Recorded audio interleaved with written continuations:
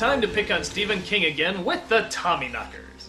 Poor Stephen King. Why do I pick on him so much? Why do his miniseries give me so much joy? I know he's written good stuff, but the bad stuff is just so entertaining. His returning cliches and overuse of character traits often transfers so poorly into film. And oddly enough, the more time they have to explain and analyze it, say in an over 2.5 hour long TV special, usually the more horrible it is. What's that? Why yes, that is an ass-numbingly long time. So, let's not beat around the bush. Let's dive right into the Tommyknockers. So, our story takes place in Maine! Go ahead and take a shot. As for me, I can't play this Stephen King drinking game anymore. I want to survive! But hey, that doesn't mean I still can't plug it. With the brand new home version, you won't ever have to worry about watching a Stephen King miniseries sober or awake ever again. It comes complete with beer glasses, pool toys, baseball hats, and even your very own talking Mr. Toomey doll. Scaring the little girl! So in the state of Maine, we're introduced to Hilly, and he's excited because his grandpa just got him a magic kit. Well, Dad says there's no such thing as magic. Kids and old people, we know that magic's real, no matter what anybody says. There is even a place that's magic. Uh-oh, Grandpa's off his meds again. Out by the Anderson farm. In my day, we called it Big Engine Woods. But it's called Burning Woods now. But no matter what it's called, there's magic there. The Indians believed it. I think they prefer the term Indian American, but keep going. Magic spirits. You have to keep your wits about you when you go there. And Hilly, never, never go there alone. You know, my grandpa told me a story like that too. He also ate sandpaper and called himself Vanessa, but I still believed him. And seeing how this is a Stephen King story, we cut to one of the other umpteen gazillion characters. This is Officer Ruth, and she's showing the kids around the station for a field trip. This is where we have our cells, and we put on all the people who break the law in here. That man over there used to molest little children just like you. Go ahead and touch him, go ahead and touch him. Okay, come on in here. Let's go see the schoolroom. This is the best part. You see, when I was a little girl, my parents used to travel a lot. What the hell? Every time they went to a new country, they would bring me another doll. Dollies your hobby? Oh, yes, they are my hobby. My friends know that I like them, so every time they travel, they bring me one. And suddenly this character got disturbing and uncomfortable. Seriously, what police station would allow dolls inside the office? We don't want to break anything now, do we? That's all right, that's all right. JoJo's never been broken. This is beyond a creepy hobby. This is just unnerving.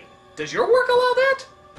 Brian, I was wondering if it was at all possible for you to, by any chance, get the report done by this Thursday? Well, we'll have to ask Roger before I can answer that. What do you think, Roger?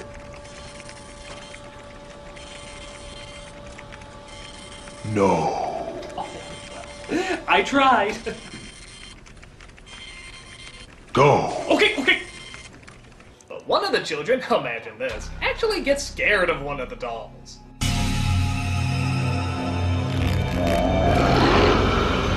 They're bad. I'm scared.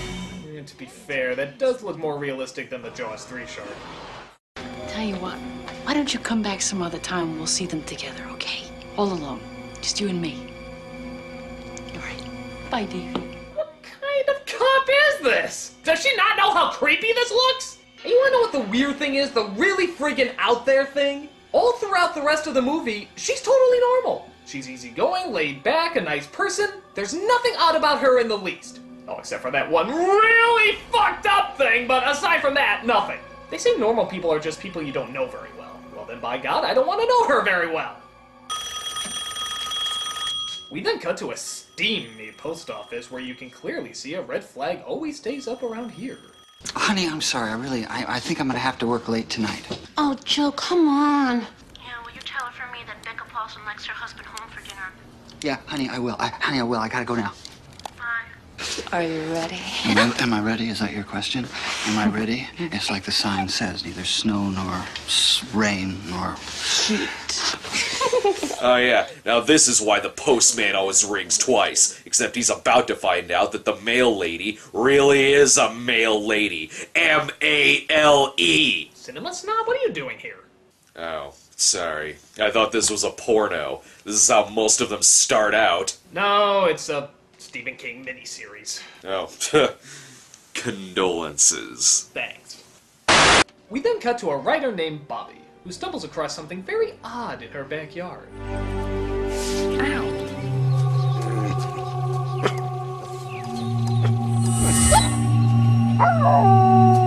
While that's going on, we cut to a poet played by Jimmy Smits, who's an alcoholic. Really? I haven't had a drink in about a year now. Jesus, we got all the callback characters in check. Why don't we just sing the cast that appears in every Stephen King movie? The people live in Maine, of course, there's nowhere else to live. With the writer, the alcoholic too, the adulterer and his whore, some dumb rednecks, a disappointing resolution here in Stephen King's Maine. So Smits is upset because he feels his alcoholism is keeping him from writing any new work. And he often talks about it with Bobby, as apparently they used to be an item. But she currently has her own problems. Like how her dog is acting strange after getting zapped by that radioactive muffler.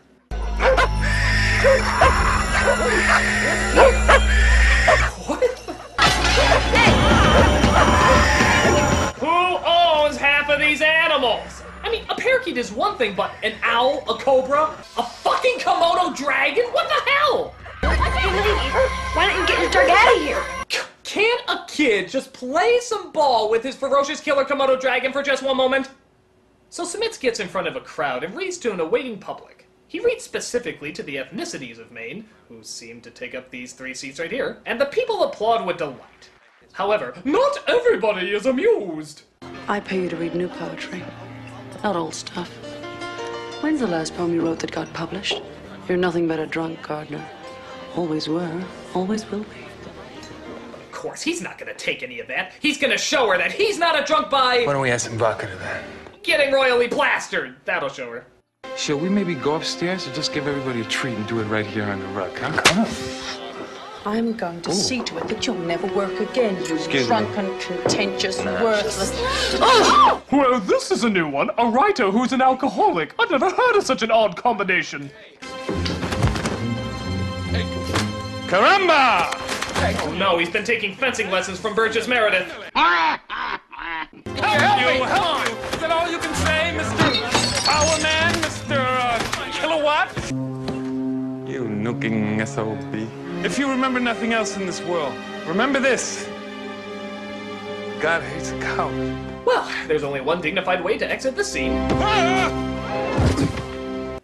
I'm sorry, I know we're supposed to feel sorry for him, but that's like the ending to a Goofy cartoon.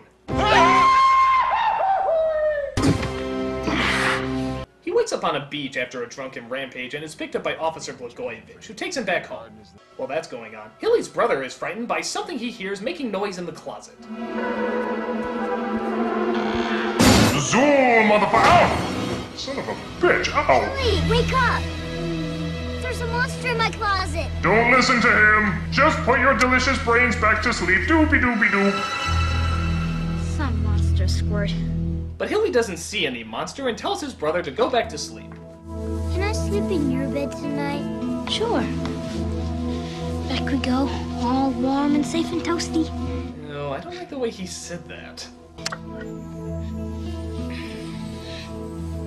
And I don't like the way he's snuggling with him either. You know, Maine is sick. Do you know that, Maine? You're very sick. Joseph Arpassen, you get back here this instant! So we see the cheating postman out again as his wife, Deputy Olive Oil, reminds him that he forgot his sandwiches. For you and the boys? For your fishing trip? Really, this is great. Well, as bad as he is, at least he appreciates the fact that his wife made him sandwiches. Oh my god, he nixed the sandwiches! He nixed the sandwiches, you fucking asshole! Cheating on your wife is one thing, but throwing her sandwiches out the window? You are a bad, bad man! Then hop on in and let's see what we can catch.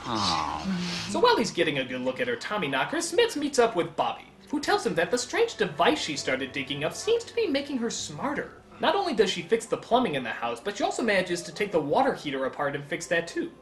As I uncover it, it's sending out some kind of transmission. They're turning you into Einstein, huh? I mean, I have no idea how I got the hot water heater to work. I just knew as I was doing it, everything seemed clear as a bell.